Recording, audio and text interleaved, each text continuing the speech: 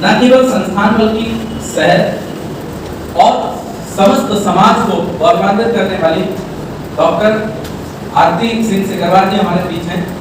मैं आप लोगों से चाहूंगा कि उनका हार्दिक स्वागत तालियां बजाकर।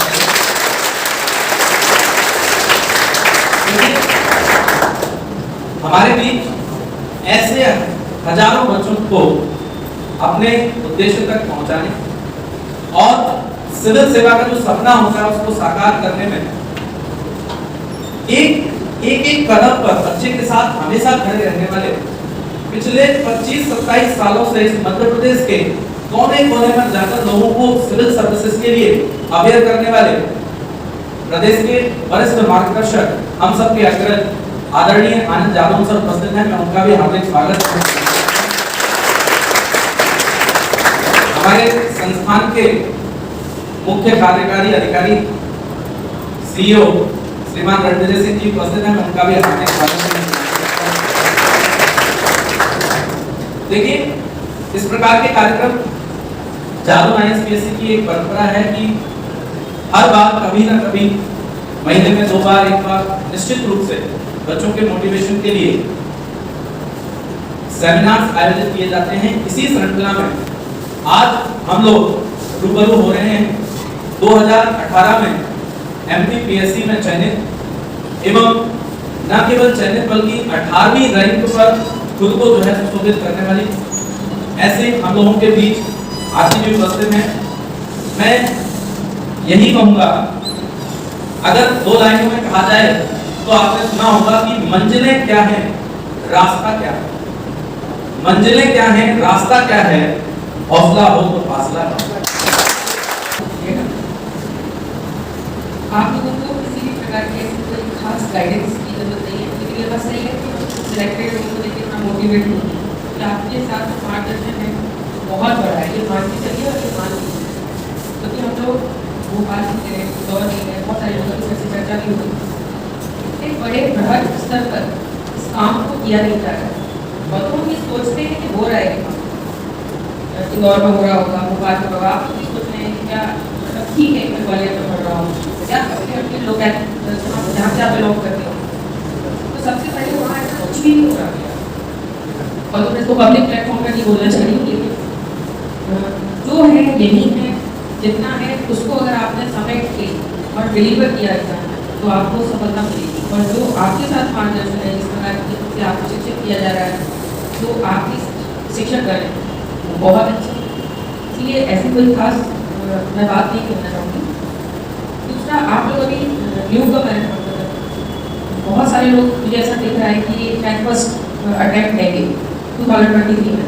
ऐसे कितने लोग जो 2023 में फर्स्ट अटैम्प्ट लेंगे और जिन्होंने 22 का अटैम्प्ट किया हुआ है, मतलब ज़्यादातर सब रहे हो, तो आपको से मैं प्री मेंस और इंटरव्यू के बारे में कुछ स्पेशल बात होगी, क्योंकि जो हमको भी जरूरत थी जिस चीज़ की, जब हम तैयारी कर रहे हैं। सबसे पहले तो ये भ्रांति रहती है नए स्टूडेंट्स में, और अगर ये मैं सच कह रही हूँ ना तो जरूर बताना कि मैं पहले प्री की तैयारी करूँगा, उसके बाद मैं लिखना शुरू करूँगा। पहली बात तो ये। दूसरी एक बात और होती है कि प्रीलिम्स तो इजी है, असली बात है मेंस की, असली प्रॉब्लम मेंस की है ना। हो जाता है ना, मैं तो बहुत अच्छा बोलता हूँ, ऐसा होता है ना, फिर भी ऐसे करता है वहाँ पे फीस रहेगा, बस नहीं छूट। तो बेसिकली मैं आपको पहली बात जो मैंने एक्सपीरियंस किया, प्री और मेंस अलग है, बिल्कुल भी अलग है। आप जो चीज़ टेक्स्ट में याद कर रहे हो उसको अगर आप अच्छी सुंदरता के साथ लिख पा रहे हो, आप तैयारी करिए। और उसके लिए आपको कोई प्रीलिम्स की तैयारी खत्म करके मेंस की तैयारी शुरू करने वाला कोई फंडा होता नहीं है, क्योंकि आपकी प्रीलिम्स की तैयारी कभी खत्म नहीं होती है, क्योंकि मेरी आज तक खत्म नहीं हो पाई। मैं आज भी कभी कभी किताबों को खोलती हूँ, मैं सोचती हूँ इनको पढ़ा ही नहीं था, क्योंकि चीज़ें बहुत बड़ा है, विशाल है हर रोज़। और ऐसा तो है कि हर रोज़ बदल रहा है, सिनेरियो तो बदल रहा है, अपडेशन बदल रहे हैं, करंट अफेयर्स हर रोज बदल रहा है। केवल हिस्ट्री और कुछ हद तक ज्योग्राफी को छोड़ दिया जाए तो सारे के सारे सब्जेक्ट जो है वो स्टैटिक नहीं है, डायनामिक है ना। उसके बाद मतलब अगर बाबर आ गए, फिर आ गया, आई गए, मतलब उनको कोई पत्रा तो लाने वाला बट कॉन्स्टिट्यूशन को उसमें रोल रेगुलर अमेंडमेंट हो रहे हैं, इकोनॉमिक्स टोटली डायनामिक। अच्छा, ये आप लोगों में से कितने लोग हैं जो अंग्रेजी माध्यम और हिंदी माध्यम के मैंने सारे हैं ना, तो 75% ऐसे लोग हैं जो हिंदी से लिखते हैं, है ना। आप लोगों की जिम्मेदारी बहुत बड़ी है। आप इंग्लिश वालों को, मैं खुद इंग्लिश मीडियम से बताऊंगी, लेकिन हिंदी माध्यम वाले जो छात्र हैं वो हमसे इस बात को सुन रहे हैं कि उनकी जिम्मेदारी बहुत ज़्यादा बढ़ जाती है, क्योंकि शिरोरेखा बना के लिखना पड़ता है, तो उनको ज़्यादा स्पीड की जरूरत होती है। इंग्लिश वाले रनिंग में लिख देते हैं। आप लोग फेस करते होंगे ना ये प्रॉब्लम कि हिंदी का पेपर अटेम्प्ट करते समय जब आप हिंदी में लिखते हो तो आपका छूट जाता हो, आपके इंग्लिश मीडियम वाले कंपेनियन की अपेक्षा, क्योंकि मेरा हिंदी का छूट गया था, क्योंकि उसमें छोटा सा पेपर आता है, क्योंकि शिरोरेखा बना के सुंदरता और अच्छे शब्दों का प्रयोग किया जा सकता है। इंग्लिश इज इजी, तो आपको उसमें मेहनत बहुत ज़्यादा करनी है। इंग्लिश वालों के साथ भी कुछ कठिनाई है जिनको डिस्कस करेंगे। मैं जो बोल रही हूँ, पहले तो प्रीलिम्स की तो आप तैयारी कर रहे हो, उसके साथ डेली मुझे लगता है 1.5 घंटे की राइटिंग आपको होनी चाहिए हर रोज। और मैं आपको ऐसा कुछ नहीं बताऊँगी जो मैंने नहीं किया है, क्योंकि बोलना बहुत आसान होता है, यदि आपने भी किया हो तो उसको बताओ। ये मेरा पर्सनल एक्सपीरियंस है कि मैंने जब 2015 में तैयारी शुरू की थी, लास्ट में आई थी यही, और मेरी फर्स्ट कोचिंग, और मैंने उसके बाद की कोचिंग नहीं की। मैं पब्लिक प्लेटफॉर्म में बहुत कंडीशन के साथ बोल रही हूँ कि कोई भी ये दावा नहीं कर सकता कि मैं किसी कोचिंग संस्थान का हिस्सा हूँ, सिवाय टेस्ट सीरीज। मुझे नहीं लगा कि उसके बाद किसी की जरूरत है। एक पूरा आपको पहले गो थ्रू हो जाना है सारे के सारे सिलेबस के साथ, है ना। तो जब आपको प्रीलिम्स की तैयारी के साथ आपकी लिखने की प्रैक्टिस भी होनी चाहिए। 15 में मेरा कुछ नहीं, मतलब फर्स्ट जो मैंने अपना अटेम्प्ट किया था वो 60 में किया था, लेकिन मैंने क्योंकि प्रीलिम्स पर ही फोकस किया। तो लोग अपनी सक्सेस की स्टोरी सुनाते होंगे, लेकिन मैं अपनी फेलियर्स की बता रही हूँ आपको, उससे आपको ज़्यादा समझ में आएगा कि आपको क्या नहीं करना है। लोग आपको बहुत सारे लोग बता जाएंगे, ताकि बहुत सारे लोग बहुत अच्छी अच्छी जगहों पर हैं, वो आपको बताएंगे कि उन्होंने क्या किया। मैं ये बताना चाहूँगी मैंने क्या नहीं किया था कि मैं 30 मिनट सफल हुई, मतलब मेरा बेस फर्स्ट था। तो मैंने प्रीलिम्स पर ही कॉन्सेंट्रेट किया। जिस प्रीलिम्स की तैयारी में आप 1-1.5 साल लगा देते हैं, या मिनिमम 8 महीने तो लगा ही देते हैं, फिर मेंस की तैयारी 1 महीने में कैसे कर पाएंगे? क्योंकि इतना ही टाइम रहता है, 1-1.5-2 महीने। तो आपको साथ ही में तैयारी करनी है, प्रीलिम्स के साथ ही तैयारी करनी है, और ऐसा सोचना नहीं है कि मैं ये मेंस की कर रही हूँ, ये मैंने प्रीलिम्स में पढ़ा है तो मैं अब लिख के देख रही हूँ। कुछ सब्जेक्ट है जो थोड़े से डिफरेंट होते हैं, जैसे कि नीतिशास्त्र, इथिक्स, वो आपको नहीं मिलेगा, लेबर वो आपको नहीं मिलेगा, हिंदी वो नहीं मिलेगा, लेकिन पूरी की पूरी जो 60% कोर्स है वो आपके पास सेकंड थर्ड पेपर से बाद उसको आपको साथ में तैयारी करने का मौका मिल रहा है। तो भी छोटे 3 पेपर तैयार कर लेना, मतलब आप सिलेक्शन में मात्र 30% 3 पेपर जो बहुत कम। तो सबसे पहले जो आप लिख रहे हो, जो आप पढ़ रहे हो, उसको लिखना सीखें। जैसे फॉर एग्जाम्पल आप 50 शब्दों को पढ़ते हो तो बहुत डिटेल में तो नहीं जाएगी ना सर। तो 50 शब्द को आपने पढ़ लिया, इसको क्या बोलते हैं? उपनाम है, ठीक है। अब उसको आप 2 लाइनों में लिखना सीखें। मान लो आपका 50 शब्द, तो मैं क्या लिखूंगा इसमें, और -2 लाइन होनी चाहिए, क्योंकि लोगों को कोई नहीं देखता क्या बना रहा। शादी के लिए जब हम जाते हैं, तब आप बहुत छोटे हो, बड़े एग्जाम्पल हमेशा मैं देती ही। तो सबसे पहले आप जैसे लड़की चाय लेके आती है, तो सबसे पहले क्या देखते हो, आपकी सुंदर है कि नहीं है, क्योंकि आपने उससे बात ही नहीं किया और आपने देखेंगे मेरे पढ़ दिया, अब जाओ अकेले तो जाओ, नहीं बड़े भैया के लिए जाओ ना, तो आप देखते सुंदर है, तो आप वहीं पर वो पास हो जाती है लगभग, अगर वो कोई ब्लंडर ना करे। ऐसे ही आपकी वो के आपने 3 मानकर ही वो सुंदरता है, अगर उसने चेक किया और 3 मानकर आपने जबरदस्त लिए, वो रनिंग का नंबर देखा, ये लड़का होशियार है, और मन बना लेगा 3 मानकर को देख के कि मुझे से पास करना है या नहीं करना है। मैं एग्जाम्पल देती हूँ, मैंने आगे देखी आपको देख लीजिए 2018 में ऐसा क्या लिख दिया है, तो मैं 2015 से 16-17 में नहीं लिख पाई, 18 में राइट की अच्छी, पर देखते रहिए, मतलब ठीक है, देखिए क्या किया। तो एक क्वेश्चन आया था, मेरी आपको 2018 में देखा होगा, सी हॉर्स, डॉक्टरों को मौका मिल गया कि पहली बार कॉलेज दिखाने के लिए, एक क्वेश्चन था 6वें नंबर का था। तो मैंने ये नोटिस किया कि 7, 8, 9, 10, 11, 12 में सब मुझे 2.5 देंगे, उससे पहले वो 1.5 या 2 दे रहे थे। ऐसा क्या होगा कि बाद के क्वेश्चन में मुझे 2.5 या 3 दिए। सी हॉर्स को लिखते वक्त तो लोगों ने लिखा होगा it is not a horse, मैं सबसे पूछा it is not a horse, it is a ऐसे इधर फॉल्स 2 पेयर्स है ना, ऐसे कुछ नहीं। तो बेटा उसने ऐसे शुरू ही नहीं किया, मैंने उसमें लिखा vertical zoological name is report of slip breakers and it is the only fish in the entire world which can vertically swim in the water. कैप्टी का नॉलेज तो 3 नंबर दिया, बाद में मैं इमोशनली भावुक हो गई कितने तरह के रिएक्शन है चलेगा।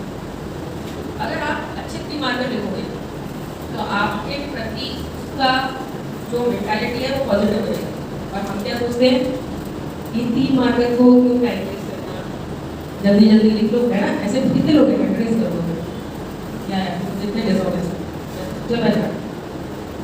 3 मार्कर को हम बहुत कम वेटेज देके चलते हैं, जल्दी कर लो 15 मिनट में ही हो जाएगा। आपके 6 मार्कर और 6 मार्कर में भी 3 मार्कर वाले नंबर दे रहा है आपको, क्योंकि उसको पता चल गया कि आपको कुछ नहीं आता है। तो 3 मार्कर बहुत इंपॉर्टेंट चीज। एक्चुअली 3 मार्कर ही is the passage to the interview. तो 3 मार्कर को लिखते समय आप विशेष सावधानी करते हैं और विशेष नॉलेज लिखते हैं। जैसे 1857 की क्रांति के कारण 3 मार्कर कोई भी लिख देगा। आपको ढूंढ के आपको 3 मार्कर में आया 1857 क्रांति के कारण, तो आपको तो 6 7 8 जाने कितने कारण पता है ना? तो आप उसको कैसे लिखोगे जो दूसरा नहीं लिख रहा है? ये फाइंड आउट करना ही आर्ट है। अष्टांगिक मार्ग ऐसा कोई क्वेश्चन अगर आपको पेपर आउट करा दिया जाए तो आप पास हो जाओगे ना। पेपर आउट करा दिया 1857 की क्रांति के कारण और प्रभाव, अष्टांगिक मार्ग, ये सब पेपर आउट ही है, लेकिन फिर भी लोग क्रैक क्यों नहीं कर पाते? 60% कोर्स आपको पता रहता है कि ये बनेगा ही, नर्मदा नदी के ऊपर एक क्वेश्चन बनेगा ही, चंबल रिवर के एंगेजमेंट एरिया के ऊपर एक क्वेश्चन बनेगा ही, फिर भी हम क्यों नहीं लिख पाते? क्योंकि हमारी प्रैक्टिस ही नहीं है। किसी भी क्वेश्चन को 3 प्रकार से लिखने की आर्ट में, उसी क्वेश्चन को 3 मार्कर में लिखना, उसी क्वेश्चन को 5 में, उसी को 11 में, यही आपको करना है पूरे टाइम। और ज़्यादा नहीं, बस 1.5 घंटे लिखना है, लेकिन घड़ी से लिखना है। पता चला 1.5 घंटे का पेपर बनाने पूरा दिन लिख रहा हूँ, तो ऐसा नहीं होता है। क्योंकि अपन याद बहुत करके जाते होंगे, लेकिन आप बोलते याद रख छूट गया, या फिर वो ये तो याद था लेकिन मैंने लिख नहीं पाया, है ना?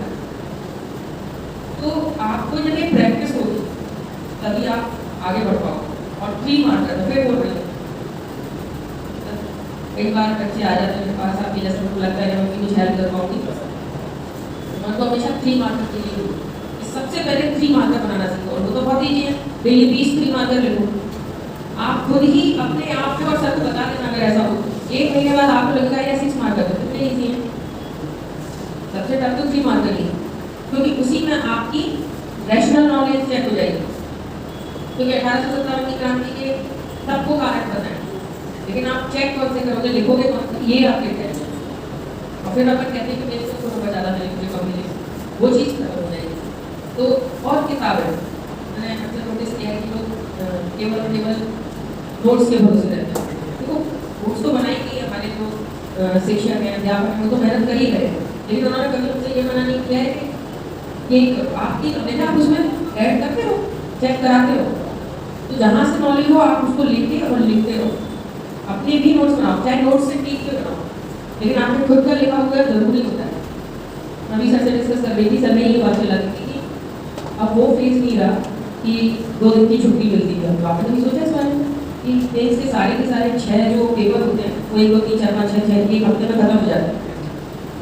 तो जब हमारा ये 4-5 चैप्टर्स का टेस्ट होता है, उसको भी हम 1 दिन में रिवाइज नहीं कर पाते, तो पूरे सब्जेक्ट को कैसे रिवाइज करते हैं? पूरा सब्जेक्ट होता नहीं है, उसमें 4-5 सब्जेक्ट होते हैं। कॉन्स्टिट्यूशन में कई चीज़ें हैं जो जुड़ी हुई हैं, इंटरनल एक्सटर्नल सिक्योरिटीज, बहुत सारी चीज़ें। फर्स्ट पेपर, केवल फर्स्ट पेपर में आप प्रिविलेज ले सकते हो कि मैं 4 दिन तक फर्स्ट पेपर करूँगा, लेकिन सेकेंड के लिए क्या, थर्ड के लिए, थर्ड तो कितना टफ है, और फोर्थ सबसे ज़्यादा टफ है, लेकिन कोई जानता ही नहीं है उसकी फोर्थ। अरे ये तो एथिक्स है, एथिक्स तो मेरा कूद के भरे हुए हैं, मैं तो इतना चढ़ रहा हूँ। एथिक्स लिखना बहुत टफ है, फिलोसोफर्स की बातों को कोट करना बहुत टफ है। नंबर भी बहुत 130 या 140 के बीच में आ जाए तो बहुत बड़ी बात है, बहुत बड़ी। तो मेरा मानना है कि हिंदी को भी 1 घंटा दे दे रहे जितने भी लोग हैं। कोई है तो मेंस की भी देगा भी, दोगे आप टेस्ट। तो आपको प्रीलिम्स के साथ मेंस की तैयारी करनी पहली बात, यानी कि ज़्यादा कोई बड़ी बात नहीं है।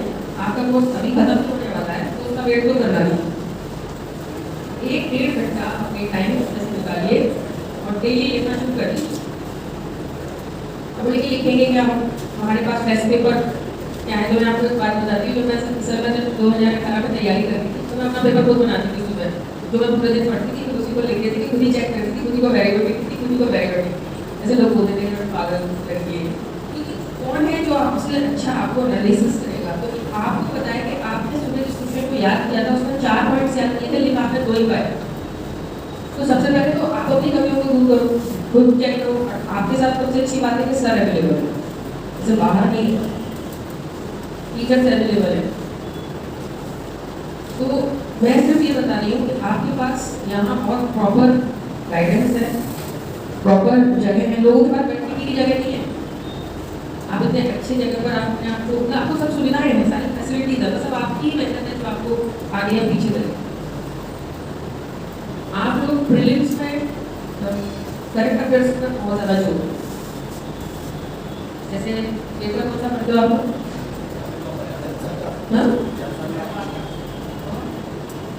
और या भी फास्ट वाले कितने? बाकी तो सारी हुई। और करंट अफेयर्स की बताओ यार, बाकी तो एक ही कोई व्यक्ति थोड़ी बोलता रहेगा।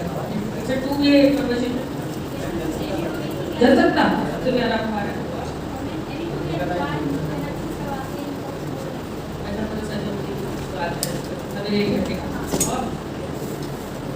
क्या लगता है आपको इसको पढ़ के? उसको नोट डाउन नहीं करते हो?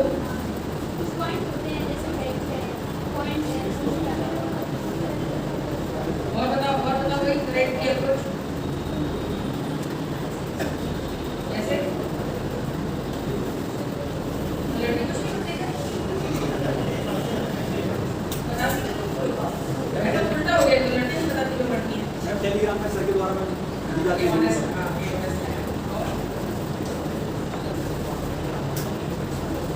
करेक्ट की अप्रोच लगाओ सबसे पहले तो फैक्ट।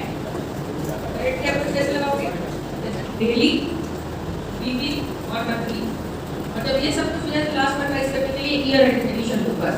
शुरुआत से ईयर एडिशन लेके बैठ जाते हैं, लेकिन लास्ट में आता है ईयर एडिशन आ रहा होगा और करे सेकंड में बैठ। अरे मुझे अभी भी पढ़ रहा है करेक्ट आएगा ना ईयर एडिशन, कैसा भी करना। ये मुझे कैसे पूछना है बहुत अंदर तक जाते हैं। पहले तो डेली का डेली अपडेट आप नहीं पढ़ रहे हो, आप बहुत अच्छी बात है कि जो दैनिक भास्कर पढ़ रहा है वो भी ठीक है, क्योंकि डेली दैनिक भास्कर पढ़ो, कोई भी अखबार पढ़ो, जनसत्ता पढ़ो, है ना, आपका काम हो जाएगा। लेकिन उसको डेली करना है और उसको लिख लेना है, वरना कोई अखबार याद नहीं करेगा। उसमें कुछ पॉइंट्स ऐसे होते हैं जैसे स्पोर्ट्स वाले होते हैं, विदेश वाले होते हैं, और तो पहला पॉइंट होता है वो इम्पोर्टेंट। और कोई ऐसी स्पेशल न्यूज़ जो आपको लग रही है आपके मेल्स में डाल दो, जैसे सर ने मुझे बताया था, तो अक्सर मैं अपने नाम से चलाती थी। आपने बोला था एक बात 2016 की बात कि कोई जैसे उन्होंने मान लीजिए वर्क फोर्स पर क्वेश्चन किया और आपने अखबार में पढ़ा था कि लेबर के बारे में कोई आईएलओ की रिपोर्ट आई, तो आप उस रिपोर्ट को नीचे लिख सकते और ऐसा स्टेप के लिए 11 मार्कर में मारना, 6 मार्कर का बता देना, 3 मार्कर में नहीं। कब कहाँ क्या लिखना है ये भी डिसाइडेड है। पता चला 3 मार्कर का डायग्राम बना रहे हो अपने पास, 11 मार्कर में आपके पास थोड़ा सा स्कोप होता है एक्स्ट्रा बताने का, एक डायग्राम लगाने का, है ना। तो उसमें आप उस रिपोर्ट को लगा सकते हो और न्यूज़पेपर को कोट कर सकते हो, कोई बुराई नहीं है, नाम मत लिखो। तो आप उसको लिख सकते हो कि दैनिक अखबार का उसी का नाम लिखो या नहीं भी लिखो, according two times of India लिखो, कौन सा चेक करने आ रहे हैं, देखो जरा स्टेटमेंट टाइम्स ऑफ इंडिया ये छापा है, झूठ बोलना नहीं सिखा रही, लेकिन अपनी बात को स्मार्टनेस से दिखाना बता रही हूँ कि आईएलओ की रिपोर्ट है, मतलब रिपोर्ट तो सही होगी। अब तक अखबार का नाम आप डाल सकते हो, नहीं डाल सकते हो रिपोर्ट तो डाल सकते हो, रिपोर्ट 2023। ऐसे मैंने कई क्वेश्चन लिखे और नंबर ठीक डाल ही दिए उन्होंने। तो अखबार का बड़ा महत्व है, केवल प्रीलिम्स में नहीं मेंस में भी, और रिटर्न में तो अखबार ही अखबार। तो सबसे पहले अखबार को सुबह करो और सुबह एक काम और किया करो अगर आप कर सको तो, डेली एक एमपी का, डेली एक इंडिया का नक्शा बनाया करो खुद से। जिस दिन आपका नक्शा इतना छोटा और फाइनेस्ट बनने लगा उस दिन आपने लड़ाई जीती, क्योंकि ज्योग्राफी का पूरा पेपर नक्शों पे है। मान लीजिए कोई क्वेश्चन आप नहीं लिख पा रहे हो तो उसको नक्शे के हिसाब से आप बता सकते हो कि आपका क्वेश्चन भी नहीं छूटेगा और आप लिख पाओगे। तो ये सब काम आप मेंस के टाइम पे तो करोगे नहीं, अभी से करना शुरू करो। और आप लोगों के भी कोई प्रश्न हो तो आप मुझे बताओ, और कोई तैयारी से रिलेटेड बहुत सारे प्रश्न होते हैं हमारे दिमाग में, इसको कैसे पढ़े, उसको कैसे पढ़े, सारा था नहीं।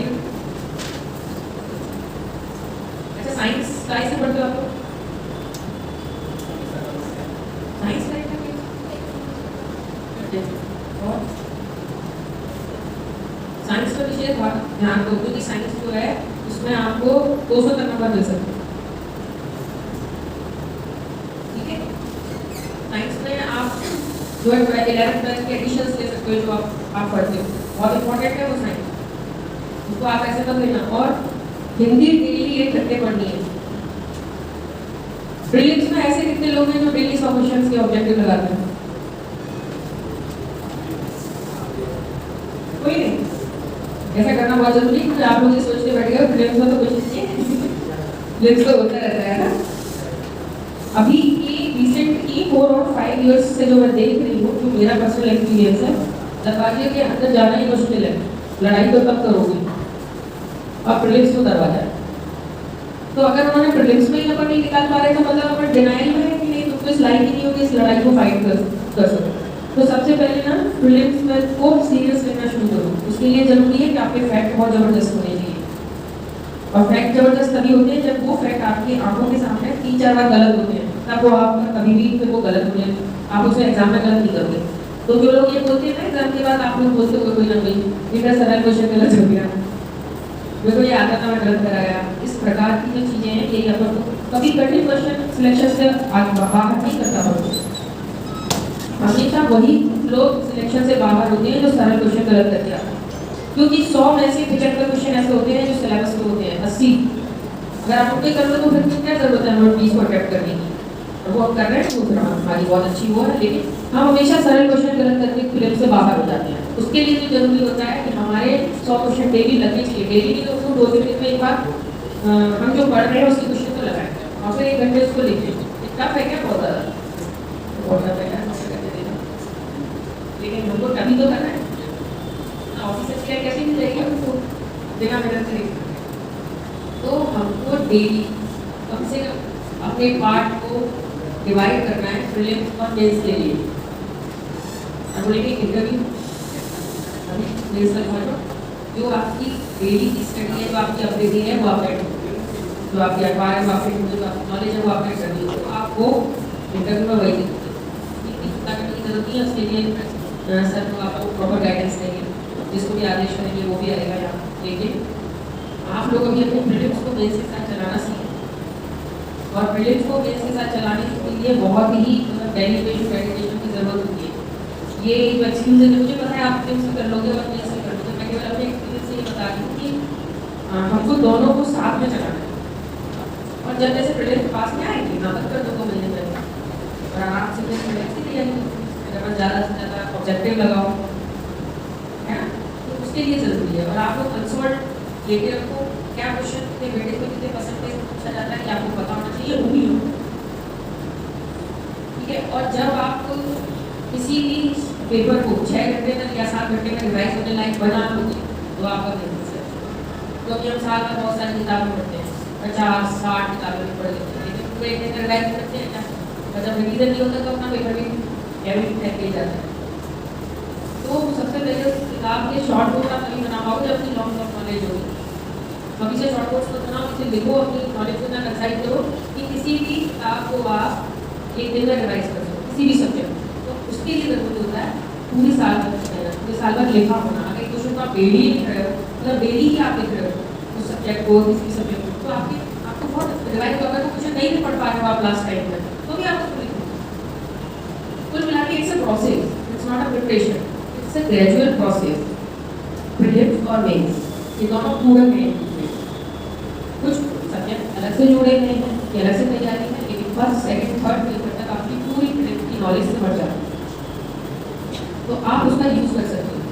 ना कि आप बात के लिए बैठो कि पहले मेरा प्रीलिम्स हो जाए तो मैं मेंस की तैयारी करूँगी, इस टाइप की कोई प्रैक्टिस नहीं होती है।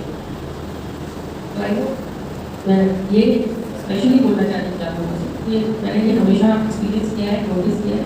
बाकी आपको जो मार्गदर्शन है बहुत प्रॉपर है, मैंने हमें भी मार्गदर्शन किया है और हम यहाँ पर आपको भी इसी प्रकार से देते रहेंगे हो। और जब भी आपको लगेगा कि मेरी हेल्प की किसी सहायता की जरूरत है, मैं भी ऑल द टाइम लेंगे। आप लोग की जो मेहनत है वही फाइनल आप ही तक जाएगी, क्योंकि सिलेक्शन तैयारी करने वाले 4000 लोग हैं और एक ही व्यक्ति उनको मार्गदर्शन दे रहा होता है, एक ही संस्थान में वो पढ़ रहे होते हैं, लेकिन सब सिलेक्ट नहीं होते।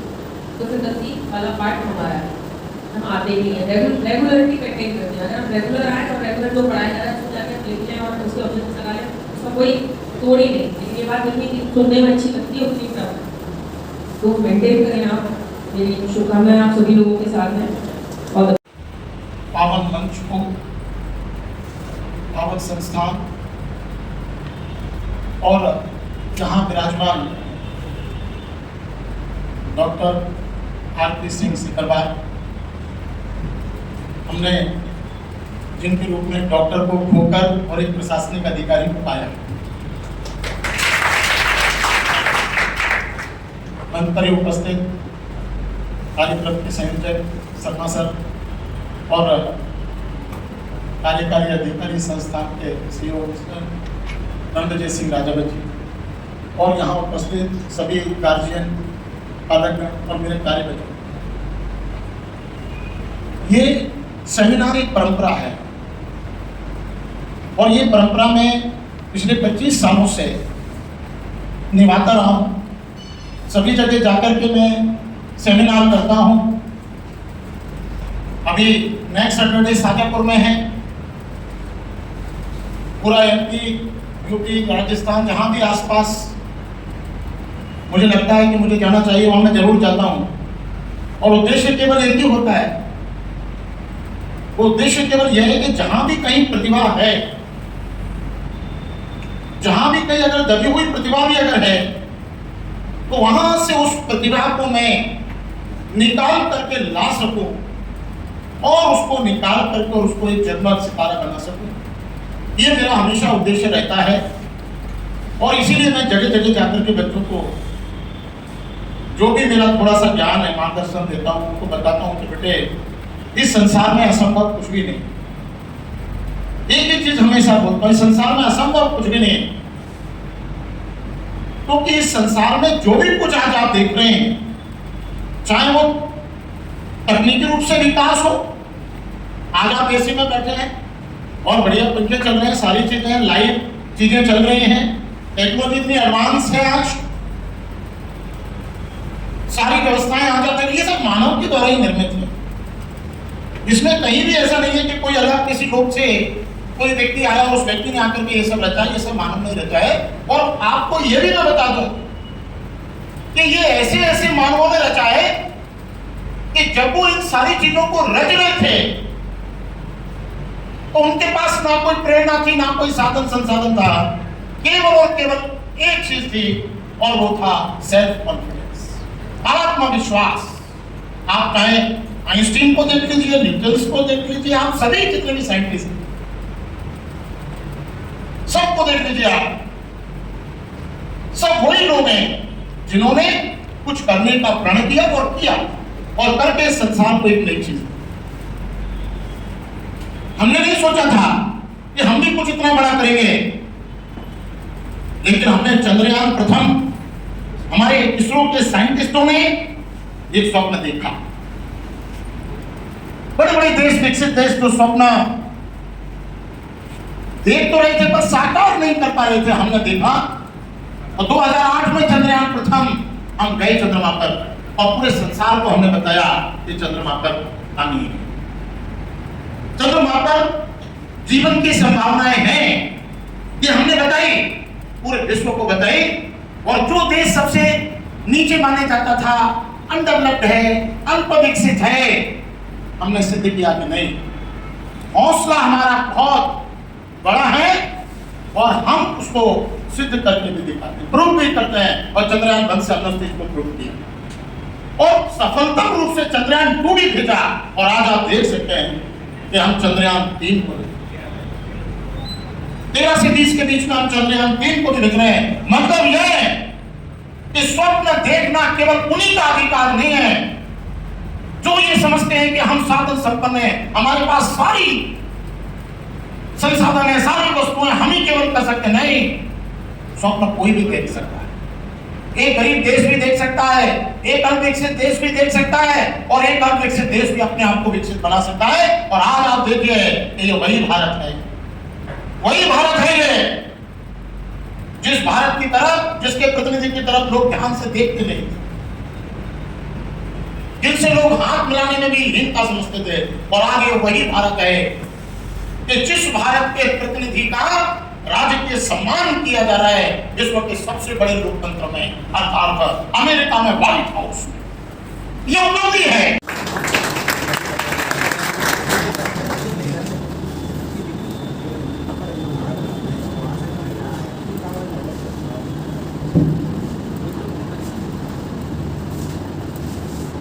सर्वप्रथम मां सरस्वती को प्रणवंदन प्रणाम। और इस पावन मंच को, पावन संस्थान और जहाँ विराजमान डॉक्टर आरपी सिंह सिकरवार, हमने जिनके रूप में डॉक्टर को खोकर और एक प्रशासनिक अधिकारी को पाया, कर्मचारी उपस्थित, कार्यक्रम के सेक्रेटरी शर्मा सर और कार्यकारी अधिकारी संस्थान के अमृत सिंह राजव और यहाँ उपस्थित सभी गार्जियन, पालक और मेरे कार्य। ये सेमिनार एक परंपरा है और ये परंपरा में पिछले 25 सालों से निभाता रहा हूँ। सभी जगह जाकर के मैं सेमिनार करता हूँ। अभी नेक्स्ट सैटरडे शाजापुर में है। पूरा एमपी, यूपी, राजस्थान, जहाँ भी आसपास मुझे लगता है कि मुझे जाना चाहिए, वहाँ मैं जरूर जाता हूँ। और उद्देश्य केवल एक ही होता है, वो उद्देश्य केवल यह है कि जहां भी कहीं प्रतिभा है, जहां भी कहीं अगर दबी हुई प्रतिभा भी अगर है, तो वहां से उस प्रतिभा को मैं निकाल करके ला सकूं और उसको निकाल करके उसको एक जज्बा सितारा बना सकूं। ये मेरा हमेशा उद्देश्य रहता है। और इसीलिए मैं जगह जगह जाकर के बच्चों को जो भी मेरा थोड़ा सा ज्ञान है मार्गदर्शन देता हूँ, उनको बताता हूँ कि बेटे इस संसार में असंभव कुछ भी नहीं। एक ही चीज हमेशा बोलता हूँ, इस संसार में असंभव कुछ भी नहीं, क्योंकि चीजें चल रही हैं, टेक्नोलॉजी इतनी एडवांस है, आज सारी व्यवस्थाएं आ जाती हैं, ये सब मानव के द्वारा ही निर्मित है। इसमें कहीं भी ऐसा नहीं है कि कोई अलग किसी लोग से कोई व्यक्ति आया और उस व्यक्ति ने आकर के ये सब रचा है, ये सब मानव ने रचा है। और आपको ये भी मैं बता दूं कि ये ऐसे ऐसे मानवों ने रचा है कि जब वो इन सारी चीजों को रच रहे थे तो उनके पास ना कोई प्रेरणा थी, ना कोई साधन संसाधन था, केवल और केवल एक चीज थी और वो था सेल्फ कॉन्फिडेंस, आत्मविश्वास। आप चाहे आइंस्टीन को देख लीजिए, न्यूटन को देख लीजिए, आप सभी जितने भी साइंटिस्ट सबको देख लीजिए, आप सब वही लोग हैं जिन्होंने कुछ करने का प्रण किया और किया और करके संसार को एक नई चीज। हमने नहीं सोचा था कि हम भी कुछ इतना बड़ा करेंगे, लेकिन हमने चंद्रयान प्रथम हमारे इसरो के साइंटिस्टों ने एक स्वप्न देखा। बड़े बड़े देश, विकसित देश तो स्वप्न एक तो नहीं थे पर साकार नहीं कर पा रहे थे। हमने देखा तो 2008 में चंद्रयान प्रथम हम गए चंद्रमा पर और पूरे संसार को हमने बताया कि चंद्रमा पर आनी है, चंद्रमा पर जीवन की संभावनाएं हैं, ये हमने बताई, पूरे विश्व को बताई।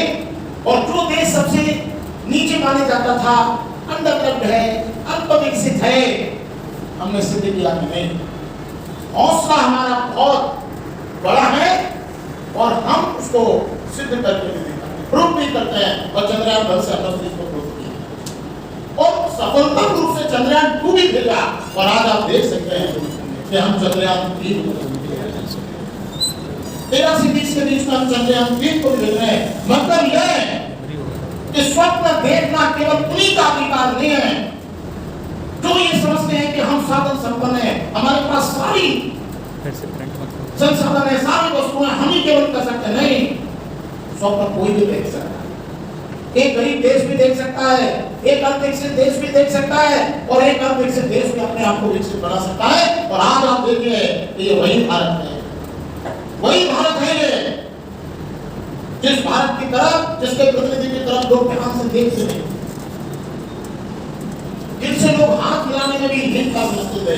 और आज ये वही भारत है कि जिस भारत के प्रतिनिधि का राजकीय सम्मान किया जा रहा है विश्व के सबसे बड़े लोकतंत्र में, अर्थात अमेरिका में व्हाइट हाउस। ये उपलब्धि है और इस बात का प्रमाण है कि स्वप्न कोई भी देख सकता है और स्वप्न कोई भी देख सकता है। और अगर दृढ़ संकल्प है, अगर आत्मविश्वास है, तो वो उस संकल्प को पूरा भी कर सकता है। पूरे विश्व के साथ साथ पूरे देश को गौरवान्वित किया हमारे देश के प्रतिनिधियों ने। तो मैं आपसे ये कहना चाहता हूं कि ये तो यूपीएससी बेसिक क्या चीज है, ये क्या चीज है बेटे? मैं हमेशा बच्चों से कहता हूं तो कुछ भी नहीं है। जब हम वो काम कर रहे हैं जो असंभव से प्रतीत होते थे,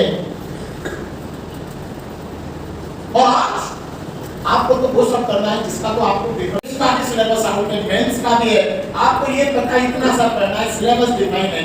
और उसके लिए मैं क्या बोलूं आपसे, क्योंकि मेरे बच्चे आपके सामने बैठे हैं, इतने सारे बच्चे ऐसे ही बस उन्होंने कहा कि सिलेक्ट होना है और ये हो गए। लोग डॉक्टर बनने के लिए नीट दे रहे हैं, नीट में जाकर 1.5-2 साल मेहनत कर रहे हैं, फिर उसके बाद उसमें अगर एमबीबीएस ना मिले, अगर ना मिले तो संघर्ष कर रहे हैं।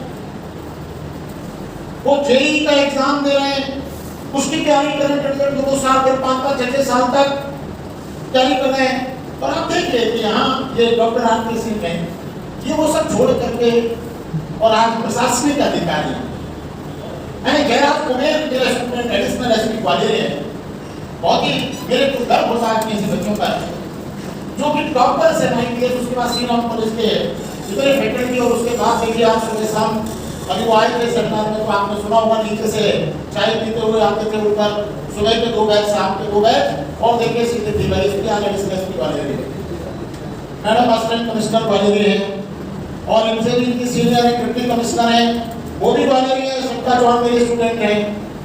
बहुत सारे बच्चे आज यहाँ पर हैं, deputy commissioner land record at least है, मेरे दूसरा है स्टूडेंट है, इसी संस्थान से है, बहुत सारे बच्चे। और आज इस बात से बड़ा गर्व होता है कि हमारे बहुत सारे बच्चे आज इतने अच्छे से जो दायित्व उन्होंने लिया उसका इतने अच्छे से ईमानदारी से निर्वहन कर रहे हैं। और ये सब देख करके आप समझ सकते हैं कि गुरु को और माता पिता को क्या चाहिए। देखिए गुरु और माता पिता ये 2 ही ऐसे लोग हैं जिनको जो है बच्चों से कुछ नहीं चाहिए, ये सिर्फ बच्चों को देना चाहते हैं, ये बच्चों से लेने की अपेक्षा नहीं रखते, ये कभी लेने की अपेक्षा नहीं रखते। ये तो केवल ये कहते हैं हमारे बच्चे बहुत अच्छा करें, नाम रोशन करें, आगे बढ़ें, उनको आशीर्वाद देते हैं। वो कभी नहीं चाहते कि बच्चे हमको कुछ लाए। तो बेटे जनरली क्या है, बड़ा गर्वित हो जाता हूं मैं। इतने सारे बच्चे अभी हमारे संस्थान में 2018-19 में पढ़ा हुआ बच्चा जतिन भारत सर में यूपीएससी में भी सिलेक्ट हुआ और पीएससी में भी सिलेक्ट हुआ। अभी संस्थान से कॉलेज से सोनाली राजपूत आपने देखा कि अभी हम कुछ बच्चे ऐसे भी हैं जो बायो ग्रुप के होंगे, और वो बच्चे ऐसे कि यहाँ जितने भी टीचर पढ़ाते थे इस ग्वालियर में, वो बायोलॉजी में फिजिक्स सब में 100 में से 100 मार्क्स अचीव करती थी बच्ची। और मेरे सेमिनार में ऐसे ही आकर के बेटे जैसे आप लोग बैठे हैं, और मैंने कहा कि बेटा डॉक्टर भी बनिए और ईमानदारी से बहुत अच्छे डॉक्टर बनिए, बैठो माँ भी है, इंजीनियर बनना है तो इंजीनियर भी बनिए। अगर आपको लगता है कि नहीं मुझे इंजीनियर बनना है तो देश में भी श्री धरन जैसे इंजीनियरों की बहुत कमी है, वो एक ही मेट्रो मैन है, ऐसे बहुत लोगों की आवश्यकता है। एक अच्छा इंजीनियर भी आप बन सकते हैं, एक अच्छा डॉक्टर भी आप बन सकते हैं, और मन में अगर कहीं भी है कि नहीं मुझे तो प्रशासनिक क्षेत्र में जाकर के लोगों की सेवा करना है, इस क्षेत्र में बहुत अच्छा करना है, तो आप वो भी बन सकते हैं। उस बच्ची ने वहां से यू टर्न लिया और छोड़ करके दुनिया BA+ कॉलेज में एडमिशन लिया। और आप देखिए कि पहला ही प्रयास था उसका, पहले ही प्रयास में उसने 12वां स्थान प्राप्त करके और डिप्टी कलेक्टर की पोस्ट प्राप्त की। बहुत बड़ी बात है, कॉलेज से पहला ही रिजल्ट है और पहले ही रिजल्ट में सीधे टॉपर है। और उस बच्ची का 2019 का भी से उसका भी इंटरव्यू है। तो आप देखिए कि बच्चे 18वीं रैंक, 12वीं रैंक, 4वीं रैंक, 5वीं रैंक, 3री रैंक, इतने सारे बच्चे आ रहे हैं। UPSC में भी सिलेक्ट हो रहे हैं, PSC में भी सिलेक्ट हो रहे हैं। तो बेटे क्या है कि बस एक ही चीज है, बच्चे मेहनत करते हैं और बच्चे मेहनत करके आगे बढ़ते हैं। लेकिन टीचर्स का जो काम है वो तो टीचर्स अपना करते हैं। जैसा कि आपने बताया आपको कि इतने सारे लगभग जो है पूरी क्लास को टीचर्स पढ़ाते हैं पर सभी के सिलेक्शन नहीं होते, कुछ बच्चों के सिलेक्शन। तो उसका रीजन है, उसका रीजन ये है कि क्लास के अंदर जो बच्चा सिंसियर है, जो रेगुलर आता है, जो डाउन टू अर्थ रहता है, जिसे लगता है कि मुझे सीखना है, जिसे लगता है कि नहीं मुझे करना है, वो बच्चा कर जाता है, वो बच्चा कर जाता है। क्योंकि मेरे यहाँ पहले प्रयास में बच्चे इतने सारे आप देखे। प्रथम प्रयास में दीपाली सामने फोटो है DYSP, प्रथम प्रयास में अशोक ठाकुर DYSP, प्रथम प्रयास में सोनाली राजपूत, प्रथम प्रयास में आरती जिन्होंने पहली बार तरीके से पहली प्रयास था। अगर एक साथ ये माने कि भाई को आदमी देने के लिए देता है, लेकिन ईमानदारी से मेहनत करके पहली बार पहले प्रयास में देते रहेंगे। तो एक सबसे बड़ी चीज होती है कि अगर सही दिशा में अगर ईमानदारी से कोई भी प्रयत्न अगर किया जाए तो सफलता मिलती जरूर। अब बात यह आती है कि कैसे करें, एक सबसे बड़ी चीज है। तो देखिए बेसिक चीजें क्या है, मैडम ने अभी बताया आपको, बहुत अच्छी बात बताई ना, हमेशा क्लास में बताता हूँ पर बच्चे उसको क्या कहते हैं कि दिया करे अंधेरा तो रहती है, आप लोग जानते हैं। घर का दुखी जो नाम एक चीज और भी होती है ना, होती है, हाँ होती है। तो जनरली क्या होता है बेटे कि आप अभी मैं कुछ देख रहा हूँ कि इसमें बहुत सारे बच्चों ने कहा कि सर हम अगर ऑनलाइन सेमिनार ले तो हमें करें, हम ऑनलाइन फैसिलिटी तो कोई दिक्कत नहीं है। लेकिन मैं हमेशा एक चीज कहता हूँ कि टेक्नोलॉजी जो है उस टेक्नोलॉजी का यूज किया, उसका मिसयूज मत। देखिए एजुकेशन शिक्षा जो है ना वो तो गुरु के सामने सभी बैठकर ही होती है। जिनकी मजबूरी है वो एक अलग बात है, लेकिन जिनके पास अगर साधन संसाधन सब है तो मैं समझता हूँ कि कोई भी सफलता का कभी शॉर्टकट नहीं होता। और बेटे क्लास में बैठ करके जब तक आप कोई चीज समझते नहीं हैं, उस चीज को एनालिसिस नहीं करते हैं, अपने डाउट क्लियर टीचर से नहीं करते हैं, तो ऐसी कंडीशन में बेटे आप कैसे जो भी आपका अचीवमेंट है उसको आप अचीव कैसे कर सकते, जो भी आप करना चाहते हैं अचीवमेंट नहीं करते हैं। मुझे लगता है समय लगेगा, क्योंकि बेटे सबसे इंपॉर्टेंट चीज है और वो होती है एकाग्रता। मैं क्लास में जब बच्चे बैठते हैं तो मैं क्लास को उनको डांटता, लेकिन आपकी मेरे को रास्ते में मिली और इन्होंने गाड़ी मिली तो मैं उनको थोड़ा सा विदा करूँ। तो देखो बेटे सबसे इंपॉर्टेंट चीज जो मैं आपको बताना चाह रहा हूँ यहाँ से कि आपकी जो फाउंडेशन है वो बेटे बहुत मजबूत होना चाहिए। अगर वो मजबूत है तो बाकी की आगे की सारी चीजें सब बेटे तैयार हो जाती हैं। क्लास है, कोचिंग है, टीचर है, आपके पास बहुत सारा मटेरियल मार्केट में सब जगह है। लेकिन सबसे इंपॉर्टेंट चीज ये है जो बहुत सारे बच्चे समझ नहीं पाते।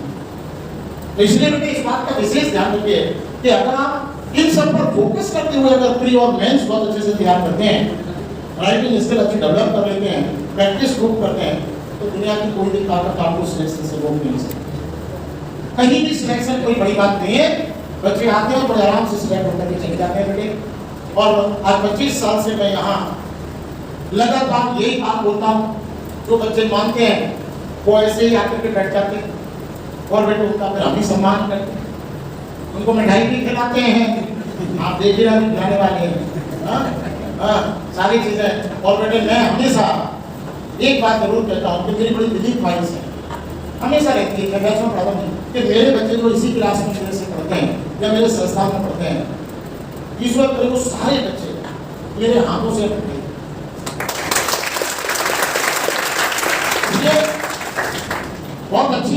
लोग करें।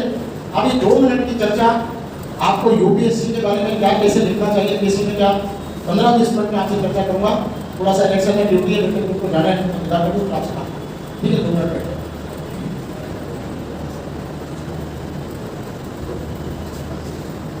मैम को क्योंकि चुनाव में आवश्यक ड्यूटी होती है, हालांकि एक शायद मिस हो गया आपका कुछ है ना बता रही थी, तो सर को बीच में रोकना पड़ा। आ जाएंगे सर। मैं कोचिंग की परंपरा के अनुसार आचार्यों सर से रिक्वेस्ट करूँगा कि जब भी कोई चयनित व्यक्ति संस्थान में पहली बार आते हैं तो सर मिठाई खिलाकर उनका जो है स्वागत करते हैं। मैं चाहूँगा कि सर मिठाई खिलाकर और आरती जी को